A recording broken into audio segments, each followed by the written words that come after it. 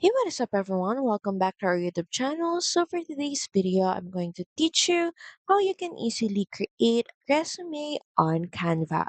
So first you may want to head over to canva.com and right off the bat, you should be able to see a search bar where you can start searching for templates and pre-made designs. And from here, all you have to do is type in resume, then press enter. And from the search results, you can see a variety of templates that you can use in creating your resume. Just choose your preferred style, click on it, then proceed.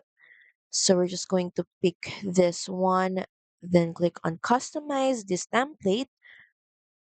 And from here, you can start editing details in your resume, starting with your photo, your name, position you're applying for, experience, references, and more that you would like to add for your resume.